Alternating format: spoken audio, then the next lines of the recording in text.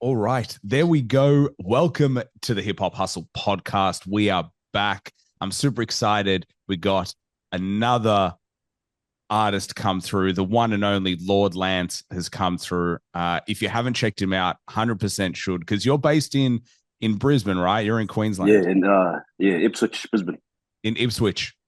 Yeah, Man, it's so good to have people that are based in Australia. I have started to do more Aussie, so it's an absolute pleasure to have you on the show. For anyone who hasn't checked it out, you recently came out with Dreamy, the single, and I also saw you yeah, announce you're performing at Eden Fest, which is yeah. also really, really cool. So, man, yeah, it's a pleasure to have you on the show. Thanks for having me, man. It's a pleasure to be here. Yeah, it's been a busy, hectic year for me. So yeah, it's just one of those things. There, it just comes with. I guess it comes with the life. Yeah, tell me about a You busy want to schedule. do, Tell me about the busy schedule. Like, because I think people see what it means to be an artist in terms of they see the cool stuff, they get to see yeah, all the fun. But what is it actually like yeah. living the busy life that you live? Man, I tell you now, it is fun in the beginning, but eventually, like you kind of get over it because it's like it's sort of repeat. It's like repetitive, if you know what I mean. Sort of like fly out, sound check, do a show, fly back next day. It gets repetitive, but then you gotta. In the beginning, you'll probably party a lot because obviously, like everything's new experience. And then like you learn real quick that you can't do that every single show. You can't go out and party like that. But for myself, it's pretty busy because obviously I'm part of Castile Records. And I do a lot of the background work for the boys, for Lissy, Knox, Sharky. I'm the one that submits the songs through to ADA and does all that background jazz with Warner. So I guess if you put in that with my own schedule, that makes it like very busy. Just trying to get everyone's releases up, and with YouTube and Spotify and all that jazz. Yeah. Yeah. Because it's weird. How long have you been living like this for?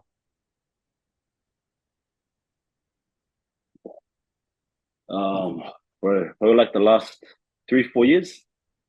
Okay. So you've been doing it for a long time. And how often are you traveling interstate? I know we kind of spoke a little bit off Yeah, off camera, but like how often are you traveling? yeah, like almost every weekend.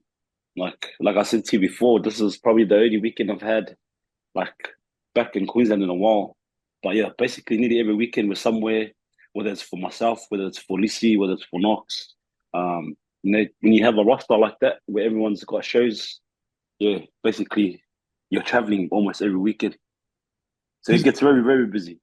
because the thing that I struggle to comprehend is obviously you still have a family, you still have a personal Yeah. life, you still have all these things that are happening, and yet you're traveling every single weekend. How do you maintain that balance between travel, work, your career, and then also being present with all the other things that are going? Man, it's a juggling act. Hey, I don't think like I don't know if anyone sussed that out, let me know. But even me myself, I haven't really sussed that out. It's just a juggling act, man. Like obviously, because I still work full time as well. Like I think a lot of people don't know that I still have a full time job as well. So along with all the other stuff, I still got to go to work and obviously be here with the family. And then when you're with your family, you want to be present too. So you're sort of sometimes you're here, but you're not here. If you know what I mean, because your mind's on something else. So you try and be present with them as much as you can. But even that's time too. So everything is time. But as far as like balancing it all, I haven't figured that out. Still trying to, still juggling everything. But yeah, when I find out, I'll tell you. Yeah, please. Because I think that's the thing for a lot of musicians is you have so many responsibilities in life, and obviously as you get older that just continues to build, and it's not just you. Like in your when you're young, it's just yourself, you're just looking after yourself, and Yeah, then as you grow that yeah, just compounds. So I think that's the fascinating thing about Yeah, your lifestyle and people who are in your industry is what it actually takes to make your dreams yeah, happen. 100%. And like when we started music, like obviously we knew that it was gonna be like this, but you don't really, I guess you don't really like start to feel it until you start going through it. If you know what I mean? You have a rough idea, but until you start actually doing it, then that's where you actually get to, get the feel of what it's like to, I guess, travel a lot and do music. Do you ever think about not doing it?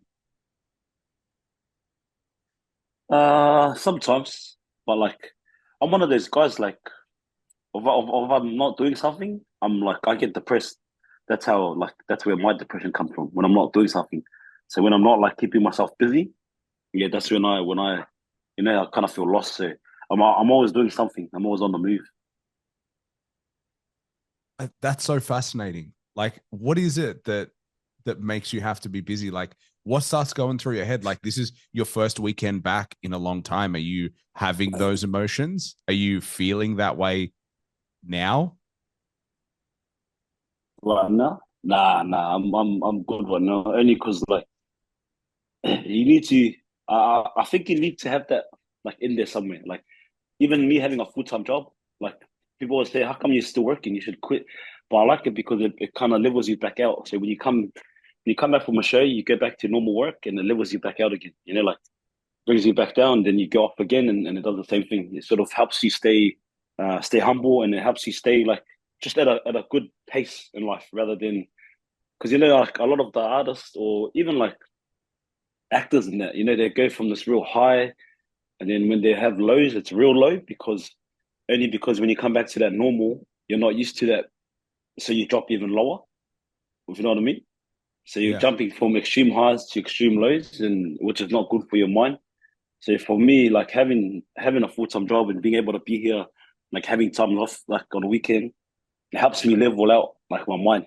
So it gives me that stable level. Yeah, they ride the roller coaster. Yeah, yeah. Yeah. But I think you need something to like, yeah, keep your balance. Because if you're riding that roller coaster too much, I think that's where things go wrong in people's minds. Well, the weird thing is, after a while, you've been riding the roller coaster for so long that even if it's normal and even if it's stable, you become so desensitized to it because you're not used to the lack of emotional thrills. Like, you're not used to Yeah, just everything being calm, that it makes you feel panicked. It makes you feel kind of lost because you just yeah, haven't had that time of peace. I think that yeah, yeah. that's It gives you that that. like, I can just imagine that Yep, being a yep, common thing, hundred that they percent. just become addicted to the emotional ride, even if it's the negatives, is that they know the upswing will be really high as well. So yeah, I genuinely, the more I talk to people like you, I'm like, I don't know how you do it.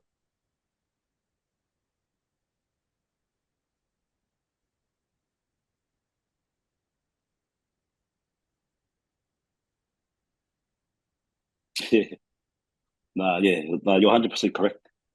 That's what happens in your mind when you're like riding a roller coaster like that, or your emotions are just jumping up and down.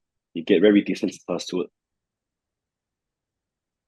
When you were starting this journey, did your like what was the conversation you had with your family? Like, what was that like with regards to, hey, this is the dream or this is the goal? Like, how did that conversation Yeah, be broached? Because I think that's the other thing for me is like, this is not just you on your own. This is like, it changes the yeah, context of the whole family. yeah. I think it was just more like it's like money at the end of the day. It's like another job. So it's like having another income. I think that's how I guess how we spoke about it. It was almost like having a job, but it's a job that I love doing, so it was easy.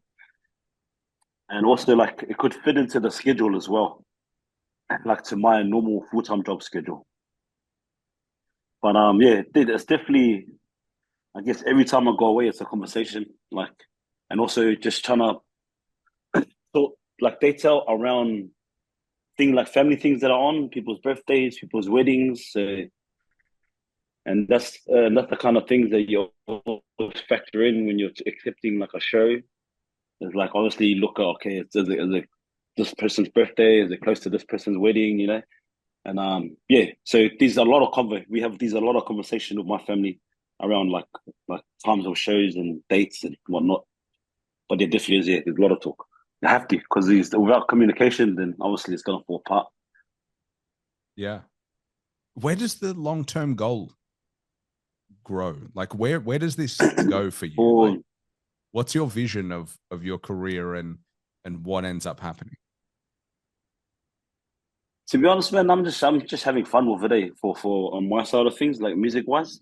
But as a label, I think for us it's just to grow the label big enough that we can give a lot more opportunities to the kids around our area, like to have an avenue to be connected to these big labels. Whereas us, we didn't know anything, like until they approached us, we didn't know how everything worked. Like we didn't know about masters and pitching, pitching music to whoever. We didn't know none of them, like nothing about that. So I think the big goal for myself is just to uh, grow Castile Records, so that I guess we can give more opportunity to the kids around this area if they want to pursue music, and let them know that there's another avenue to go instead of playing footy, or instead of just going straight to work. Like if you want to do music, there's a way you can do it, and then that's for us. How would you describe the area of Ipswich? I have never visited myself. I'm a Melbourne boy. A lot of Yeah. people probably may not be aware of, but how would you describe living there? How would you describe the community? How would you describe the city? Man, it's a great community. Like everyone, it's one of those places everyone knows each other. Like, and the community like backs you. Like whatever we do here, you know that the community is gonna back you 100%. Whether you're pursuing music or you're trying to play footy or you're even opening up a business, everyone in the area is gonna show up to the business and contribute, buy something. So it's a place that I was brought up in, and a place that I was obviously grown to love a lot, which is why we reference it a lot in our songs. Um, but yeah, it's a great place. It's an old country mining town. That's they used to mine here like a long time ago. But yeah, it's about 30 minutes from CBD from the city. Going west. So we're on the west side of Brisbane. Yeah. But yeah, it's a very good place, man. There's a lot of like, I guess it's one of those towns like you didn't really have to leave it. We got everything we need here. So we can just go to the shops here. We got like big enough shops here to not have to go to the city. Yeah. Well, man, you're convincing me that I need to go visit Ipswich next time I'm up in town. I've got a reason to go now because yeah, I don't know. Yeah, no, you do. I think I think yeah, it's one of those places I've definitely heard of Ipswich for a long time, but it just never registered in Yeah, my brain as like, and I think there are a lot of towns in Australia that are like that, where it's like you recognize them, but you've never been, and I guess been there. Yeah, every yeah, town has its own unique identity and it has its own unique flavor. yeah, yeah. I guess if we ask like some if we ask another person that's not from here, he'll probably label it as like I don't know. It's been up and down like in the crime rate. Like I remember it was like used to be top, and then now it's dropped off like heaps because of the community. Obviously, like there's a lot more things to do here now. Where back in the days there wasn't really much to do, so people got up to no good. But yeah, like how to describe? It's one of those things you just got to come and visit us, and then you'll know what I'm talking about. I'll take you to Grubby's. What's Grubbies? Oh, it's like a burger spot that we have up here. Okay. What's your go-to order? Yeah, yeah. For Grubby's, the double Yeah, grub. double grub. Yeah, Is that the is that double grub. like double cheeseburger? Like two, yeah, it's just a burger. Yeah, burger with two meat patties, no veggies, straight meat and cheese and sauce. I've always had an idea for a burger spot, right? And there's like three Yeah, things on the menu that you do a yeah, double, a single, a chicken, like a yeah, fried chicken burger, and then you do fries yeah, or onion rings. And that's it. There's nothing else. yeah, You don't yeah, do changes. You don't do anything else. You're like, this is yeah. the burger. You either take it or leave it. And I love the idea of, Take or leave it. yeah, I love the idea of the simplest menu and no changes. Like this Yeah, is my burger spot. So at yeah. my burger spot, you eat what I give you. This this is what you're eating. Yeah. Nah, yeah. Nah, I like it. Yeah, I like that. I like Yeah. that.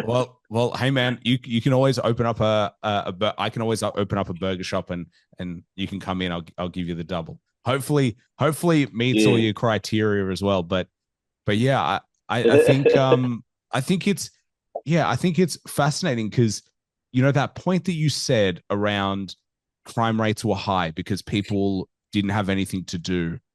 Like, was that what Yeah. in terms of change, did that come through sport? Did that come through like community centers? Like, how did that change? Because I think a lot of communities struggle with that is like when the youth are bored, of course they're going to Yeah. get up to no good.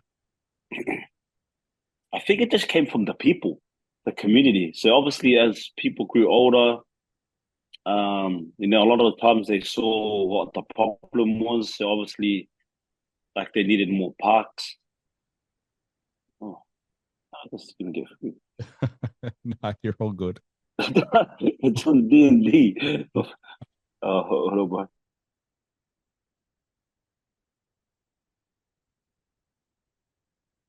You're making sure yours is on do not disturb. I'm making sure mine is on do not disturb.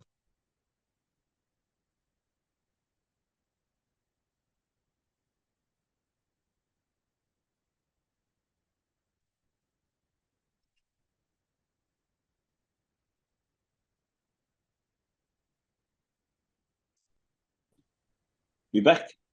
I'm back. Never left. I'm Hello? here the whole time. So I let my cousin borrow my car. He had a date.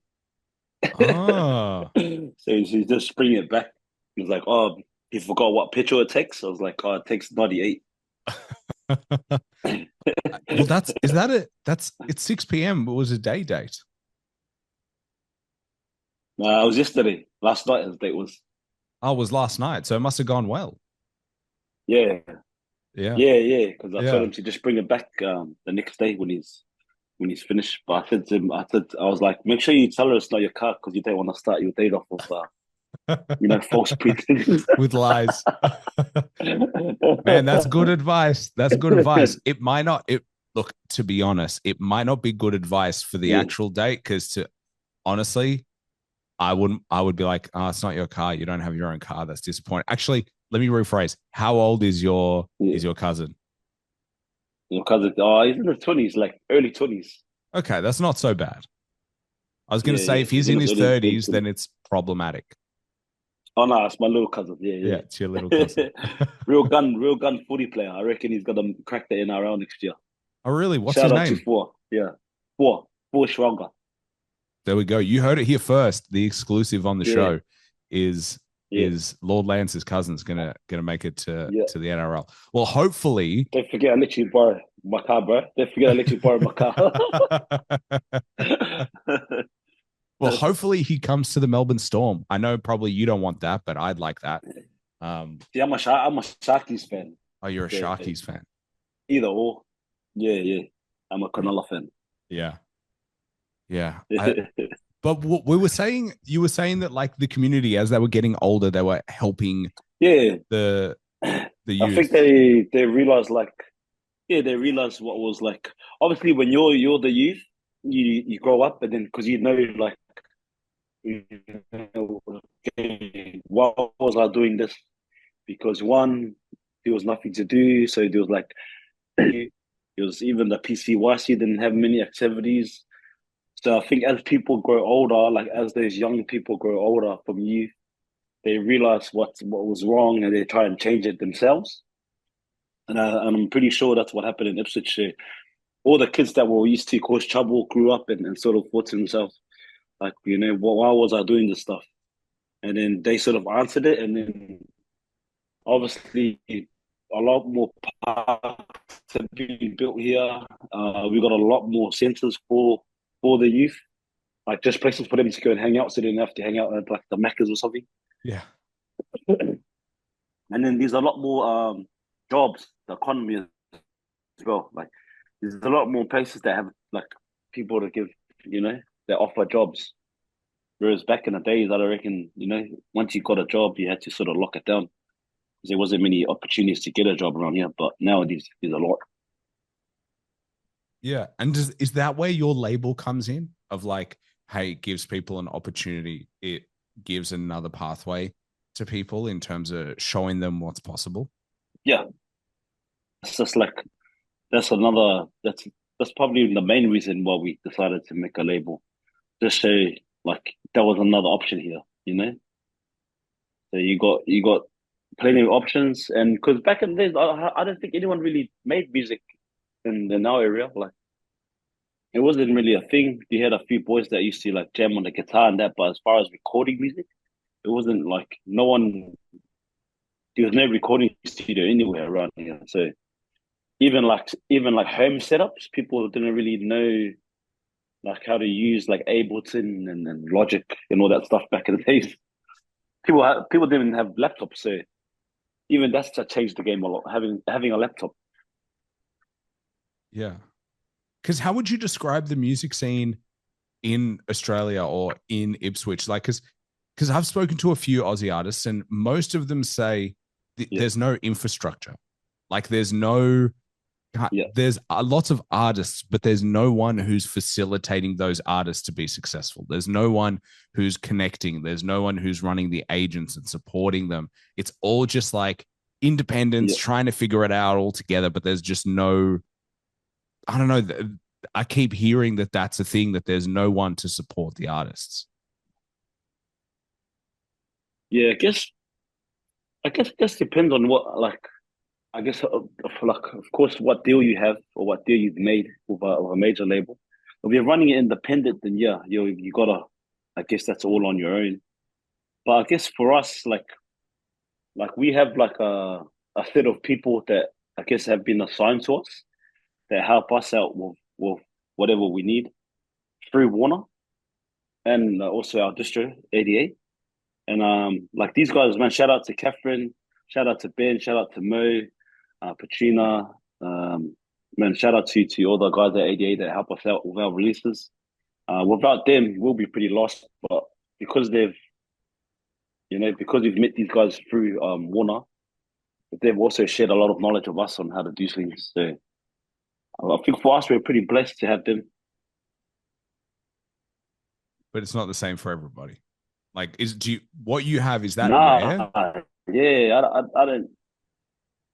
man, I have no idea. I've never really talked to other artists on how they do stuff and that, like sort of what you guys do. It's not really a thing that comes up when you run into people. But yeah, I have no idea, man. Like if it's just us, they're doing that too. I'm pretty sure they wouldn't just do it just for us. I'm pretty sure they would give everyone sort of like a person that that sort of designated to them. Yeah. I don't know. I just think that, I think maybe it's Yeah, the hip hop and rap, and like it's still very young in this country. Like I still think it's very, yeah. it's Oh, still 100%. Yeah, yeah, finding its roots of like, yeah, hey, what is the sound?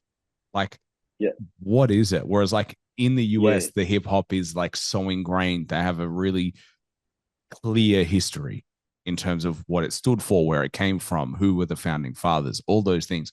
Whereas here, yeah, I just don't. Maybe I'm just not aware of it, but I feel like there's not the yeah. same level of like history and depth associated. Oh, 100%, bro. 100%. Hip hop was very new here. Like, you got the OGs in that, but like, as far as it being mainstream, it's very new. Like, it's just begun. And that's, I think that's the good thing about it is that, like, the history hasn't been written yet. So there's still a lot of time and there's still a lot of room for a lot of people to join it. And, but that's what's good about it. So we're just starting to make our own retail hip hop.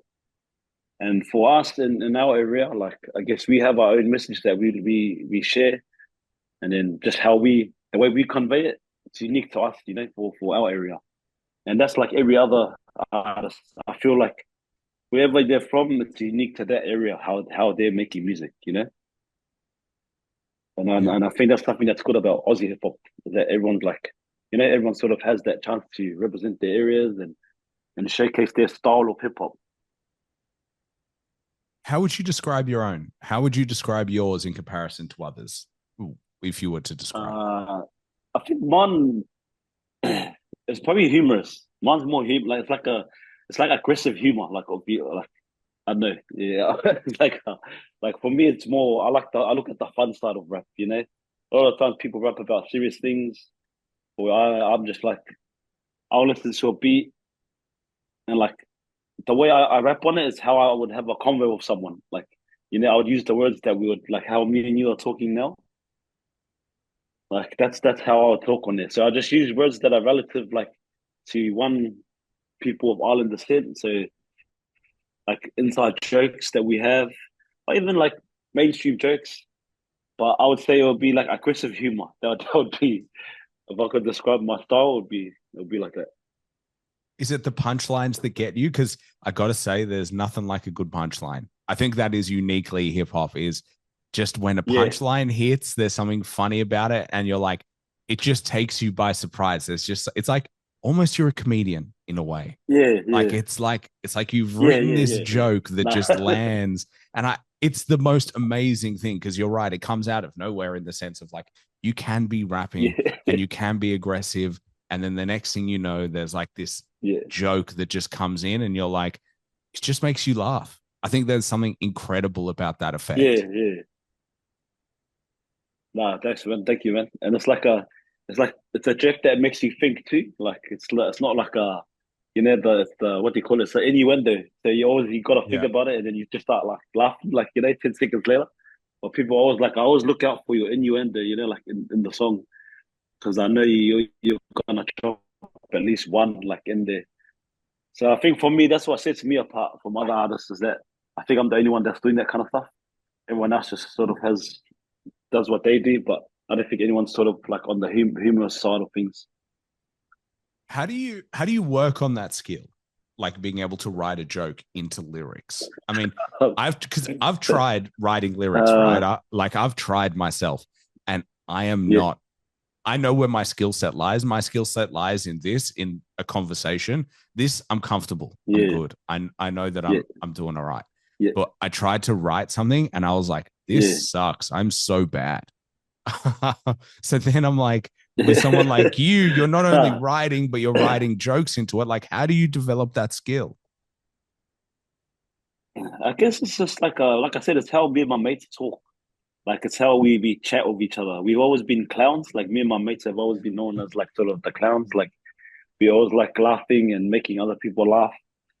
So we've just I think I developed it through them just growing up and talking shit with each other, you know, like just making fun of each other, like mocking each other.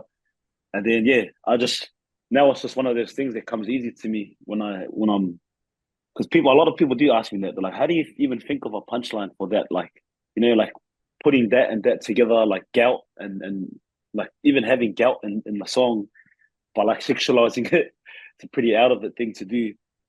But it's just like me and my mates always joke about stuff like that, you know. So it's developed through just me and the boys pretty much chatting with each other. Well, that's really good advice for everyone. Is if you're funny in life, you'll be funny in your lyrics.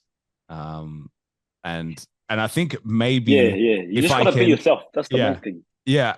I was gonna say maybe the simplest version and the simplest way to be good at something is to just be you, is to talk with your Yeah, voice. I think sometimes, yeah, yeah. and I'm sure you've seen it, and I'd be interested to know, like, do you see people try to pretend to be something that they're not? Like they're trying to be the image of what they think an artist should be versus who they actually are. Yeah, yeah, 100%. I see that every day. I see that like every day in music and in life, people just trying to be something they're not. But like I said, the easiest way to I guess to be something is yourself. Like you don't have to change anything. You just literally be yourself. And then I guess everything else like just comes with it, you know, like of you yourself when you're talking to people, and then yourself when you're obviously when you're rapping, people know that it's you. Like for me, I don't rap to impress anyone. Like that's not what I'm trying to do. Like I rap to impress I'm not even impressed. I rap for like the people that are close to me. They understand. As long as they understand what I'm trying to say, that's all I care about. I don't really care of someone that doesn't live here or outside of the circle doesn't understand what I'm saying. Because a lot of the times my references are all just things that have happened in my area that only if you lived here you would understand like what I'm talking about. And I think that's another thing that separates me too. Is like I don't really rap to impress other people. I just tell my story. Yeah. Yeah. Yeah. Do you think that makes it harder for you to get your name out there though?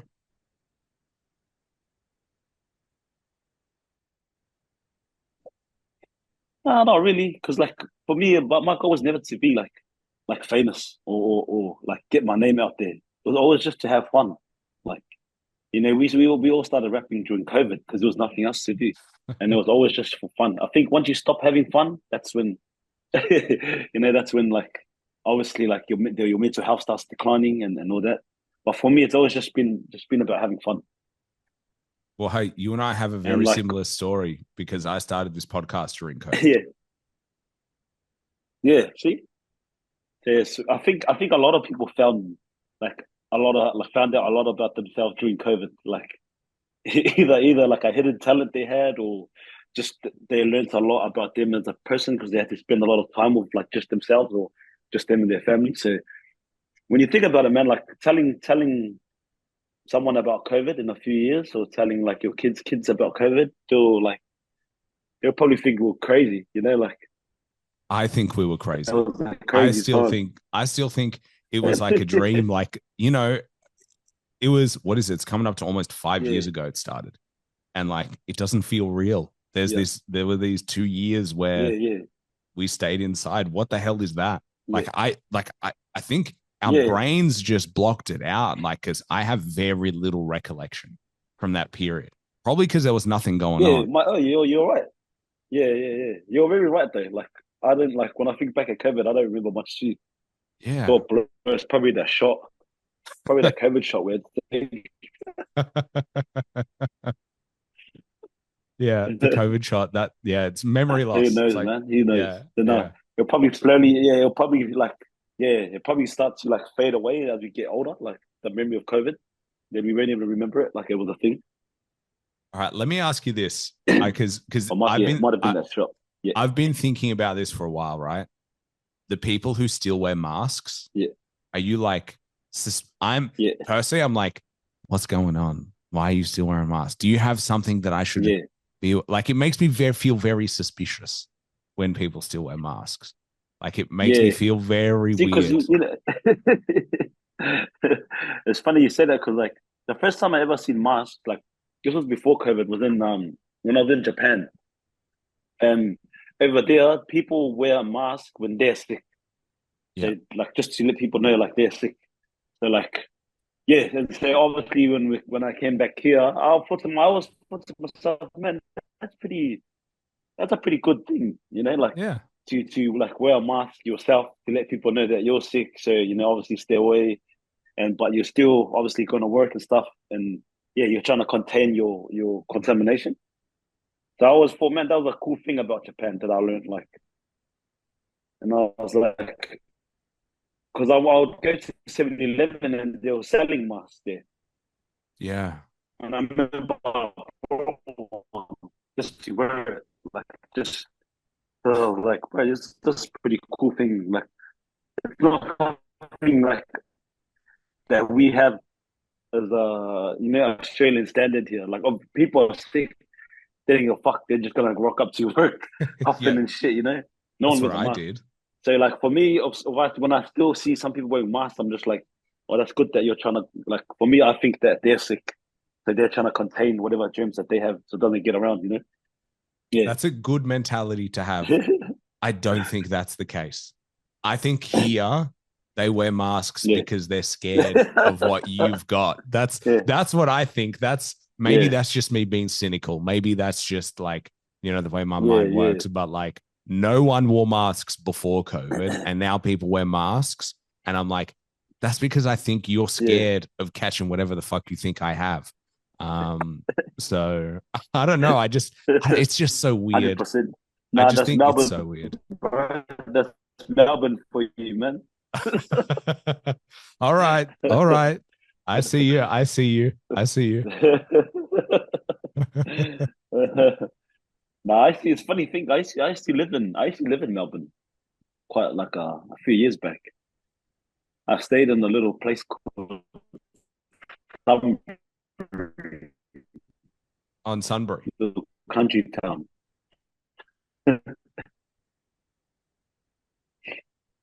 What made you move? Now I was doing work for my church. Oh, I was like a missionary. well, Yeah, I yeah, got to for two say, years. And one you of the didn't places I got assigned to. you didn't save me, my friend. We didn't cross paths on your missionary mission. I was gonna say, man, nah, because I was stuck in the country, bro. I was stuck out in the country. Shout out to Sunbury, man. I love that place. So tell me about this mission. So you came. What were you doing when you came for 2 years? I did a year in I did a year in Tasmania and then 1 year in Sunbury. But pretty much when you come down, you just do like acts of service and stuff. So you help like people like mow their lawns. You help old people that can't really do yard work anymore. Um, Pretty much, and you teach anyone that wants to know about God and that, the foundations of it. You pretty much be a good guy for 2 years.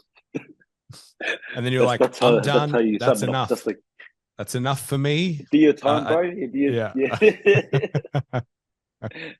But like, there's a saying on it. There's a saying that we have like many are called, but few are chosen. Like it was a saying that they used to have there, which is right because like not many people can do that thing for the 2 years. Yeah. Because being a good guy like for straight 2 years, yeah, it's a lot harder than people think. I mean, it sounds pretty. I mean, it's weird because it's like I think everyone inherently thinks that they're good. Like I think everyone Yeah, goes to yeah, sleep at night telling themselves, "I'm a good person," or most people, because if you I'm a good didn't, it person. would be Yeah, very difficult to yeah, live with yourself. But I yeah. guess, But see, it's not the case, man. yeah. Oh, I think my cousins here. That's all good. I think he's come. Oh, there he is. There he is. Oh, I gotta get it. I'm gonna go take this guy back. You got to take him back. Yeah, because I gotta drop him off to his house. All right, man. Well, in that case, shall we wrap this up? Yeah, bro. If you want to, or if you want to continue when I come back, it's up to you. We Well, can wrap it up now. in that case, I have one more question to ask you. It's been an absolute pleasure talking to you. Yeah, I have to finish on my last question. It's the only question yeah, that I ask on the show. Oh, the only one that I plan yeah, on the show. I ask lots of questions. If you had to recommend yeah. one album that everyone listens to at least once to get an appreciation of, can be any genre of music, cannot be your own music, what would it be? Yeah, yeah. Probably Craig David. Craig David's first album. There we go. I have no I know idea what it's why called. I did not expect you to say Craig David. You know what? It's the first. It's the first album. The first album that I saved all my money up and I went and brought. Like from the store. So, but it's a very good album. If you guys if you want something to inspire you, go listen to Craig David's first album. I love that, man. Well, I I think it's appreciate called you. 7 Days. Yeah, 7 Days. 7 days, Craig David. Thank you, brother. I appreciate you, man. My pleasure. And hopefully I get to see you in Ipswich pretty soon or Thank when you, you brother. come down to Melbourne. Yeah, man. Just stay in contact. Stay in contact. Always. And All right. if you ever come up here, I'll show you around. Awesome. That sounds good. Appreciate your time, man.